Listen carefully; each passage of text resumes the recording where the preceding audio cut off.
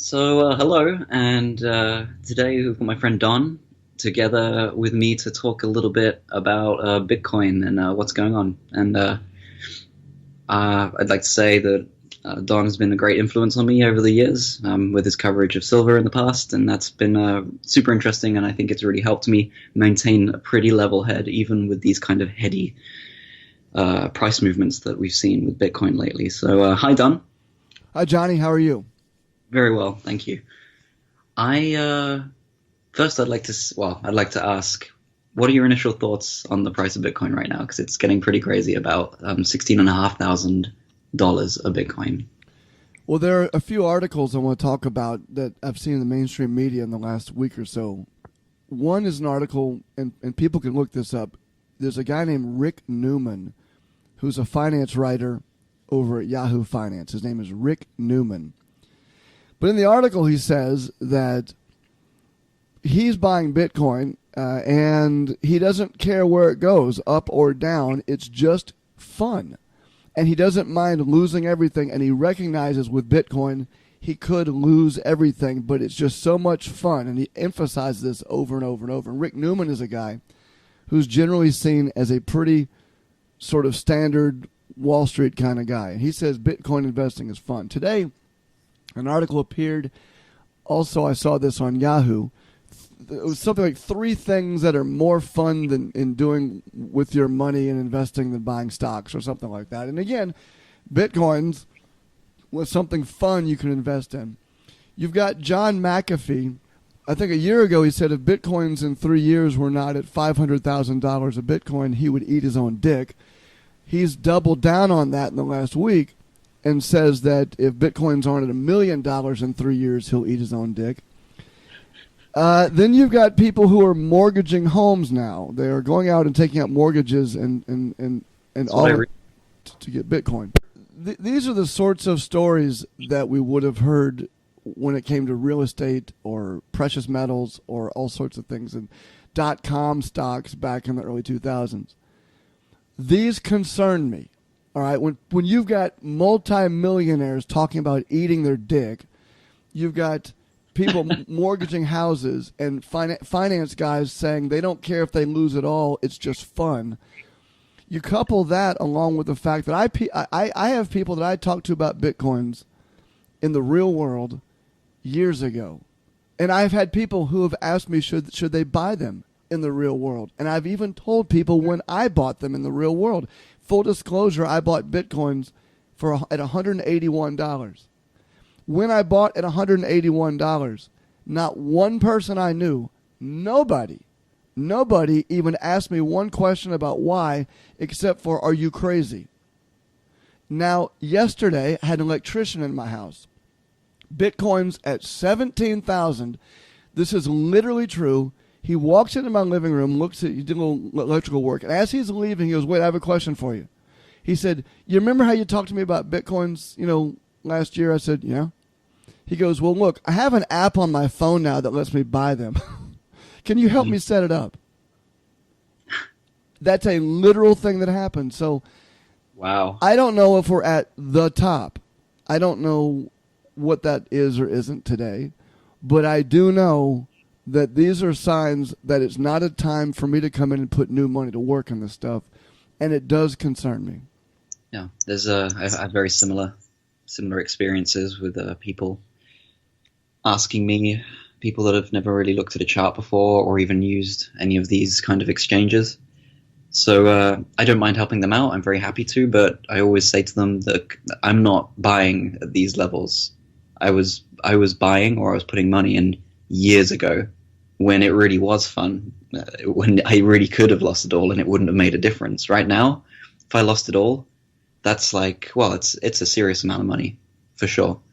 Well, So yeah, I mean, right now, if you own a Bitcoin 1 year ago, let's put this in real world terms so people understand what this looks like in real world terms. If you owned a Bitcoin a year ago, you could have sold that Bitcoin and paid a car payment, 1 month's car payment. if you own a Bitcoin today, 1 year later, you can walk onto a lot and buy a car with no payments. Yeah. That's a radical shift in the amount of money people are changing hands into or out of something. And I don't know that this is the top. What I do know is that it's not a level at which I would feel comfortable putting new money to work. It's entirely emotional. It's the fear of missing out, the classic kind of driver of vertical moves like we've seen, really. Well, I don't think anyone's seen a move like this. I mean, but there's something structurally different about this move. If you don't mind, I want to address something here. Yeah? If I want to play a game with you where you and I can just talk for a second, where we're going to just do a little experiment. I have a Bitcoin, and I'm going to sell it to you. Now, Bitcoins are valued in dollars, so we're going to go to an exchange, or they're in euros or whatever. Sure. So we're going to go on an exchange, and I'm going to sell you my Bitcoin valued in U.S. dollars, and I want you to give me whatever, 16,500 U.S. dollars. So we're going to make that thing happen. So boom, I gave you the Bitcoin, which is a number. It's a digital thing. Yeah. You gave me $16,500. There are multiple questions I'd like to ask. Number one, in that exchange, if it's valued in U.S. dollars, who has the value now, me or you? Well, it's clearly you. I mean, you can. It's far easier to spend dollars. I mean, than a Bitcoin right now. Well, before we get to spending it, I just want to address the fact that if it's valued in dollars, and you gave me the dollars, I now have the value. Now, what you have is you have a job. You have a task in front of you. You need to find somebody to give you $16,501. Well, actually more than that, because the spread on the exchange is probably about $35. So right. You're going to have to, and probably there's going to be a fee on top of it too, of 1% or so when you get out of it.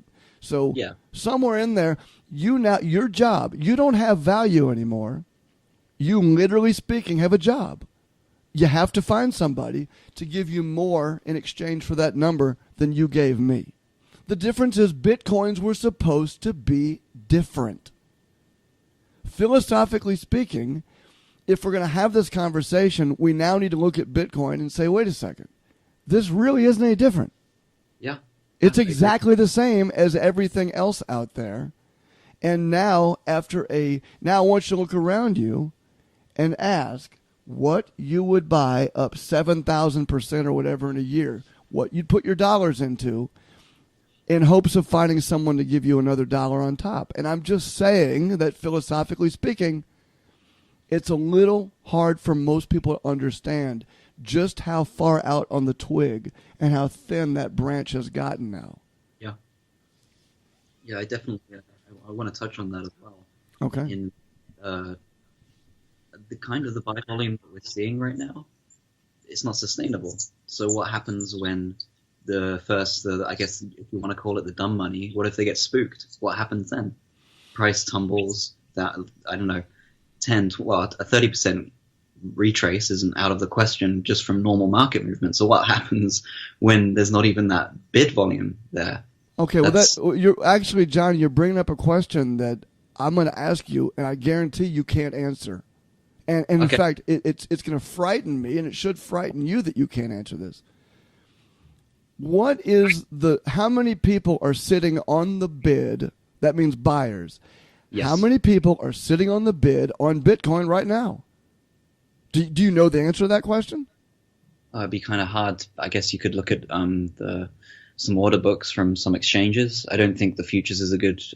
No, futures, that's not... No. I'm talking about physical buyers on exchanges sitting out there waiting to buy Bitcoin. What is the number, and then what is the actual volume of Bitcoins, and at what price, and what is the average price at which they want to buy? Now, these are numbers which, when it comes to equity markets, you can find those numbers. Yeah. Also in equity markets, you have a sense of who owns an equity. So if people look at Bitcoins like a stock, then you can go, for example, to different websites out there, and you can find who the institutional holders are, how much they have, when they bought it, what price they bought it at. That's price discovery. With Bitcoin, nobody listening to me now can do actual price discovery like that. There are so many exchanges, such a wide variance in price. And last night on one exchange, a major exchange, I watched how in the top, from 16,500 down to about 16,000, say, 100 in terms of buyers, there wasn't even in total volume 50 Bitcoins over a span of like $500. Now, that ought to frighten people. That means someone could come in and push, sell, clear all of that stuff out, and we'd have no idea how far down that can go. And this is very complicated for people to really wrap their minds around, especially if you're not a trader. But this is important information to know.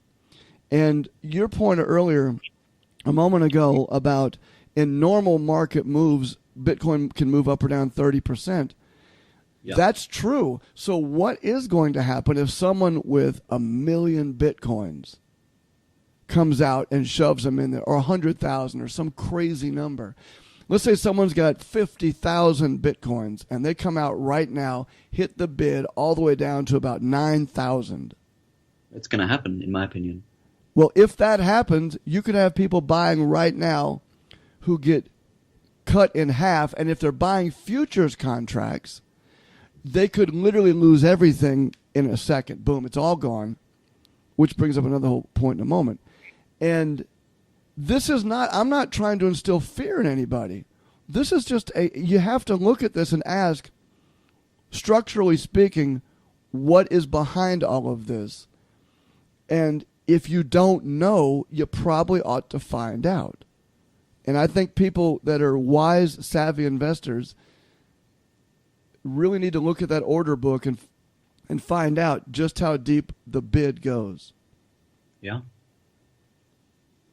It's I mean I actually disagree. I think we should be scared. I think that honestly, I've just been honestly the past few months have been very stressful for me because I have a plan, but it's very hard to stick to it with these kind of moves. So I think people should be scared because this isn't healthy or normal, or it could be the new paradigm or the S curve of adoption. But I'm not sure I really buy that because I think the volume it cannot be sustained in a fashion that would maintain the prices at these levels. So it's Well, I would ask you about your plan. I mean, like, obviously you're younger than I am, and I don't think you have any kids. You didn't last time we talked, so I guess you probably still don't. Like that, no. Okay. Well, look, in terms of a plan, if anybody listening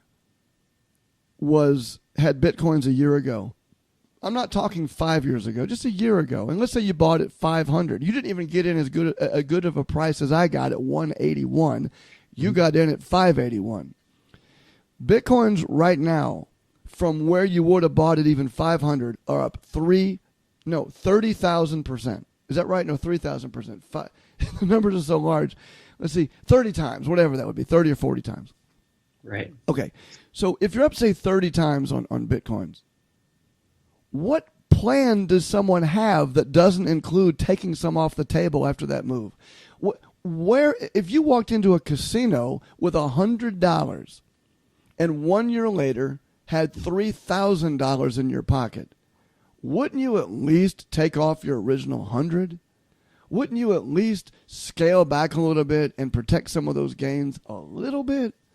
Yeah. I mean, and I don't see people making those sorts of comments. Now, I will say there are a couple of YouTubers. DaVinciJ15 did a video the other day that he came out and said, listen, you shouldn't be buying now. Yeah. Take some money off the table. And he was very sober and very somber. And he's a guy in the beginning that was very emotional, pounding the table to buy. And he came out and said, listen, take some off the table. And there are some doing that right now. And so I want to credit guys like DaVinciJ15 and you who are making these sorts of videos to talk about the reality of it. I don't think either you or DaVinciJ15 will say that this is the top, but I do applaud your efforts to try to help people sort of understand a rational way of looking at this. Definitely. I did see that video as well, and I was very happy to see him coming out. It was a very short video, but it definitely got to the point. And yeah, very salient. And I think it's worth also saying that, well, we have touched upon it. These people don't know what they're doing. I barely feel like I know what I'm doing, and people are coming to me, asking me over lunch, "Hey, what are you buying? Should I buy this? Well, how do you do this? Or do you think this pattern works?" And you can't take that kind of responsibility for other people. I mean, I can say to them that I keep saying to them, this is not a good time in general, but it's people are literally just saying, well, I'll put in $500 or 500 euros, and if I lose it, I lose it, but it could go up if I could double my money, that's great. And yeah, I think it's and then when you come across people that are talking like that, it is simply gambling. You can use chart patterns, you can look at the trend, you can use all these indicators or a system, but at the same time, this is an entirely new asset. It's still quite illiquid, even though it is becoming somewhat mainstream. But yeah, realizing those gains, and also the emotional toll that it takes on these people. I work with people that say to me, "Well, this is really hard doing this. This really kind of takes over your life. You become obsessed over it." And yeah, these are the people that are going to get wiped out, burn, and they're not going to come back to the market. I mean, no one talks about this, but when Mt. Gox went down, people got wiped out, and they never came back to crypto. They were just like, "Well, I'm out. I'm done. This is just a scam." If someone comes to you and they say, "Well, should I buy some Bitcoins at whatever price?" you feel sort of stuck between two bad choices. If you tell them, "Yes, buy," and it drops, you'll feel bad. If you say don't buy and it goes up, you'll feel bad. Either way, it's a bad choice for you. And this is something that's true. When anyone asks me for advice, I always feel like if I give them a this way or a that way, I'm going to be held responsible one way or the other, and that's not where I want to be. So what I want to do is ask people questions. So the question I would ask you or anyone listening is this, and I'll start with you, Johnny. What % of statistical likelihood do you think it is that Bitcoin, first we'll just say, is at a top right now? Are you 100% sure this is a top, or 0% sure this is a top? What do you believe? I'd say about 50 to 60% sure that this is the top. Okay, let's go with 50%. I'll say 50%. Now, I am not your financial advisor. I'm just some guy. We're just talking. But if you came to me and said, "Listen, it's a coin flip to me on whether or not the thing I'm putting my money into right now is at a top or a bottom," I would ask you then, out of all the money you've got in the world, why do you have 100% of it tied up into this thing? I would then ask you, if you're only 50% sure, then should you consider taking 50% of your money off the table? I mean, statistically speaking, if you're going to flip a coin, why put all of your eggs in that basket? So now let's ask a different question. How high, if this isn't the top, do you believe it could go?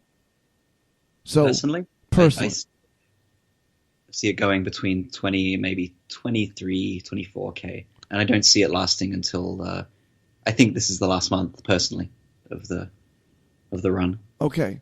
So let's say that Bitcoins go to, say, I'm going to say 20, we'll say Bitcoin right now is at 15,650. It's dropped another $100 in the last minute. So so let's say Bitcoin's at, now it's dropping now. It's at 15,600. I don't know what's going on. So it's at, let's call it 15,000 just for the sake of this video, okay? Mm-hmm. So let's say you think it's going to 25,000. What percent statistically do you believe it will go there? So you think that's the high that could possibly get to. How likely is it, do you think, that it will happen? Those are two separate questions. You think that could be the top, but how likely is it that it's going to get there? Now that you make me think about it, yeah, I'd say less than half sure. I'd say maybe 30, 40%. Okay, so let's now statistically say if you think 30 or 40%, then I'm going to ask you again. Then that tells me 70% you're not sure, and 50% you weren't even sure if this was an actual top or not. So if I had asked you those same questions 5 years ago, I know what you would have told me because I know what you told me. Nowhere near the top. You said you didn't know what the top was. You had no idea, but you knew we were nowhere close to it. So, if that's the case 5 years ago when you were wildly speculative, and now you're 50% sure on this is the top, or only 30% sure the sort of the blow-off top will happen, I would ask you or anybody else, then have you not already answered your own question on whether or not you should be piling into this? That's it. I mean, I have, and by the way, if you don't listen to your own advice, nothing I say will ever change your mind. I could pound the table and stand out in front of your house with a sign all day long and a bullhorn, but if you yourself, in your own heart, have decided it's a coin flip, and you're cool with that, and you're going to flip that coin, then you're going to end up at some point getting what coin flippers get eventually. And for anyone who wants to know what that looks like, go watch Darren Brown's special called The System. Darren Brown is I guess he's a mentalist out of the UK. He's a this guy is unbelievable. Go find his it's not a documentary. It's a special called The System, and sit back, grab some popcorn, and watch it, and then think about your Bitcoin holdings. Also, I would say watch a movie called Owning Mahoney. Johnny, you've heard me talk about this movie before. It's called Owning Mahoney. Watch that movie. And then there's a line in the movie where the guy, the casino boss says, "Talk to me at 4 a.m." Many people right now are sitting at a casino table at 4 a.m. Now, listen to what I said, because a lot of people may have heard what I just said. He said, "Oh, he's trying to scare people out." No. If you have a 30% surety in your mind something will happen, statistically speaking, make a decision. If you want to stay with it, okay, but you decide how much to stay with it, and it's never going to be 100%. That's all I'm saying. If you think it's going, listen, if I had sitting around right now liquid cash and I thought that I would let some ride into Bitcoin, I personally would probably roll the dice on 1 or 2% that it's going to 30 or 40,000. I'm not saying it won't get there. But now if you ask me, am I willing to take the risk that the amount of money that could buy a car, pay for a house, or keep my kids in college, I'm going to let that ride? No way. And I don't mean to have taken so long on that answer, but I just want people to think in their own mind and start making decisions statistically what they think is likely, and then make their decisions. And don't worry about what Johnny says. Don't worry about what I say. What do you think? Yeah, I think you really covered the whole point of that video in that explanation. That's great. Well, there's so many other things to talk about here that are concerning to me about cryptocurrencies, but one thing I'd like to touch on, if you don't mind, before we close, is something that's happened in the last few years, which I'm sad about. And I've been talking about Bitcoins since inception, and I've said there are two conversations to have. One is practical and one is philosophical. The practical questions and the philosophical questions have now been pushed aside by a greater question, which is how much money Wall Street or Fleet Street can make on Bitcoins. I am very sad to report that all the reasons why Bitcoin existed in the first place, supposedly, the things I said weren't going to be different, come to find out they're not different. And if anyone's been following precious metals, the name Blythe Masters is something which will ring a bell to people. Blythe Masters at JP Morgan was said to have been manipulating the prices of silver down. And that's a long story. We don't need to get into it, but you know, if you're involved in precious metals, you know what I'm talking about. So here we stand today, And it is literally true that Blythe Masters hasn't been involved in precious metals for the last few years. She's been behind the scenes involved in Bitcoin startups.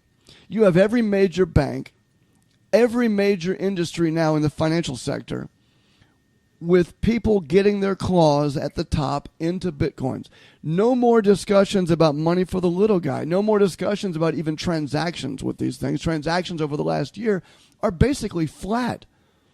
I mean, that is a stunning indictment of Bitcoins being used as a transactional currency. Most of the transactions are literally in and out of exchanges anyway.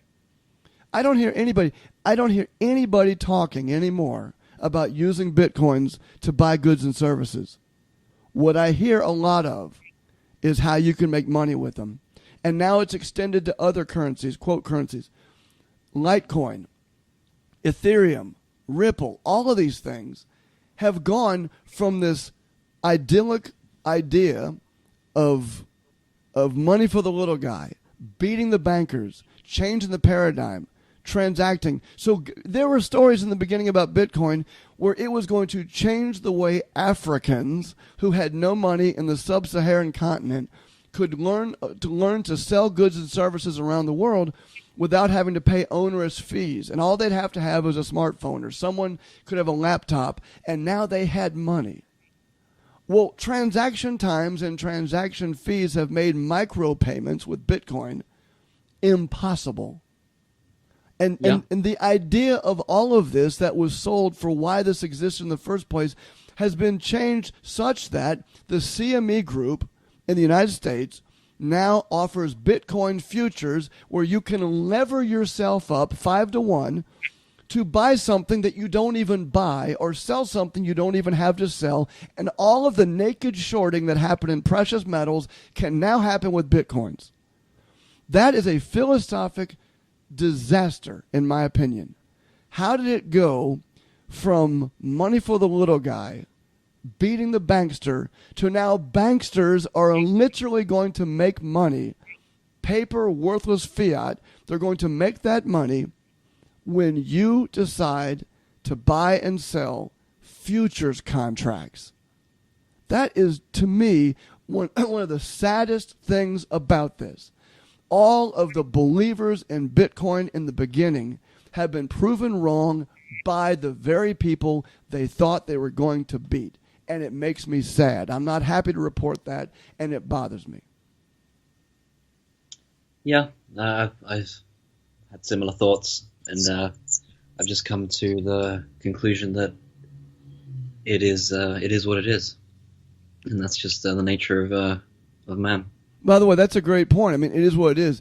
So, newsflash, there's going to be opportunities to make money on this one way or the other. I mean, we can have the discussion about whether we like it or not, but it is what it is. That's a great point, and everyone listening needs to understand that there are going to be opportunities to make money buying and selling these things, and whether or not you think they're Pokemon money, that doesn't matter. I said this years ago, Bitcoins aren't going anywhere but in people's wallets, both real and virtual. So whether you like them or not, they're here. They're not going away. They've changed everything. The paradigm has shifted. But I would ask people to please look at this without rose-colored glasses. And the next time you hear someone say, well, this time it's different, when are people going to wake up and realize, no, this is not going to be different? Because this wasn't different. Bitcoin's down another 100 as we're talking right now. It's not going to be different. Now, if you recognize that going in and you got your big boy pants on, how can you navigate in that world? That takes a level of discernment and wisdom and thought and rationality that I think it is now time for people to have. And I want to congratulate everybody, yourself included, Johnny, for being involved in Bitcoin early on and making the amounts of money you and others would have made on this. There are some people out there that need to be congratulated. A lot of people out there that were mocked. A lot of people that were, laughed at. There are people out there who in advance, and you can say they got lucky. You can say they had vision. You can say they were just desperately seeking for a win after losing everything at the racetrack or something. I don't care.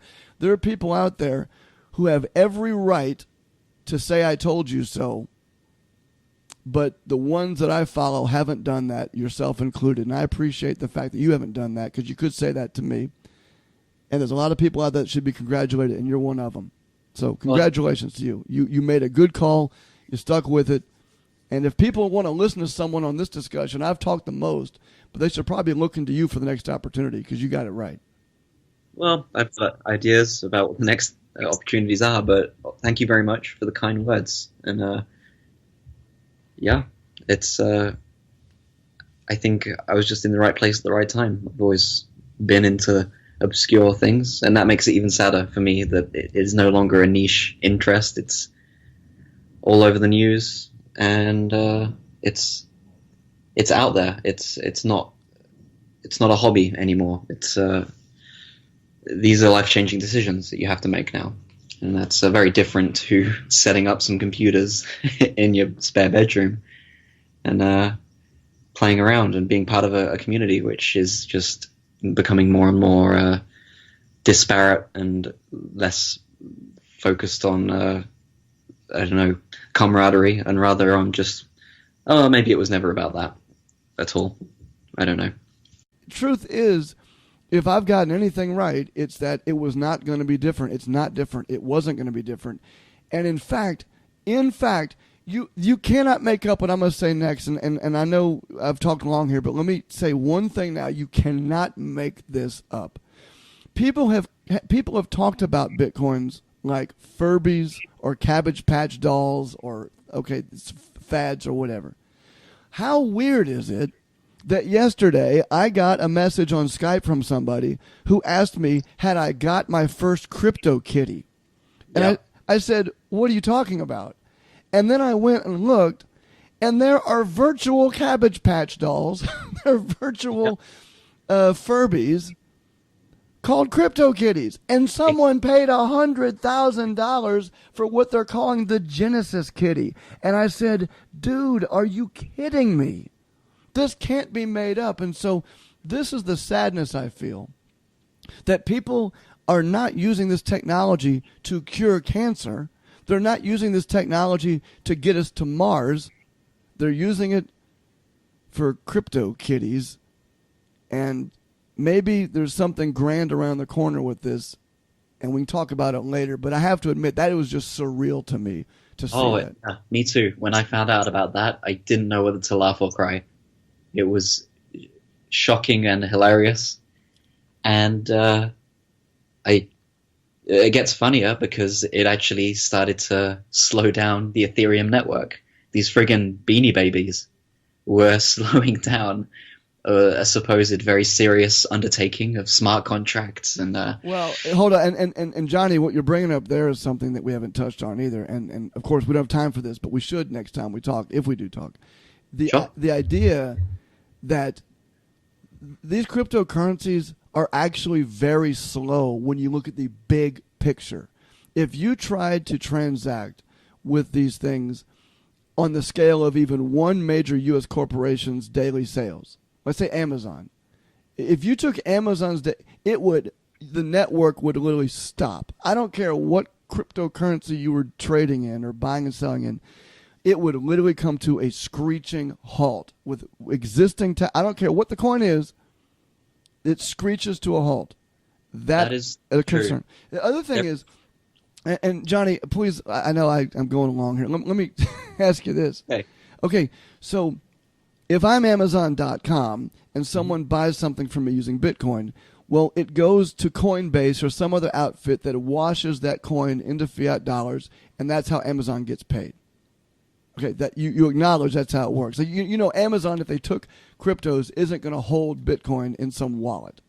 Of course. Okay, fair enough. I got no problem with that. That is what it is. But here's the problem with that. That means that Coinbase or whoever they wash that coin had to sell the coin on the open market somewhere. Now, if that happens in volume, that's hitting that bid time after time after time after time, second after second after second. What does hitting the bid do to the price of something? It drives it lower. So the only way they could wash out of a Bitcoin into fiat money, exchange that to Amazon or some merchant, is to sell it on the open market. And if they do that, that will literally have the effect of driving the price lower. That is a math problem that will have to find a stasis, a sort of point at which it won't go any lower, might not go any higher, and you have a flat line at some point. And then the curve will become either straight, sort of slowly up or slowly down in terms of the value. But that mathematic certainty will happen when merchants adopt it, and they haven't. And I don't know how many people investing in Bitcoin understand how that works or not. Yeah, I agree. I do think that we will get to stability eventually, but the road there, like you say, isn't. It is not clear to people, and it's not clear how it would affect the price. But I think the real things we can wrap up. But I think the real things that will affect the price going forward are further exchanges going down, tax implications, government regulation as well. So that's going to hit the price, and then the people are going to get shaken out. And then that won't end because there's no buying there. It's just selling. Well, I mean, the thing is this cat isn't going back in the bag. Not to make a pun, since we talked about crypto kitties, but it's not going back in the bag. And there are definitely people that are going to make money with these. Definitely people going to lose money. I am now 6 or 7 years into this cycle saying something I never thought I would say. I am now wondering, when are we going to use these for transactional purposes? And I now seem like the only guy I can find talking about that. Everyone's talking about making money. And that to me is a concern philosophically, how things have changed so dramatically. Even though I knew this was going to happen eventually, I'm not happy about it. And I am such a romantic. I would like to find a way to really solve our financial problems around the world and empower people. Sadly, I will report to you this is not the answer, and I'm sad about that. But anyway, that's all I got. I appreciate you having me on for what it's worth. Congratulations to everybody who bought Bitcoin. You made a ton of money. Now go spend it wisely. Thanks, Don. I appreciate you being on.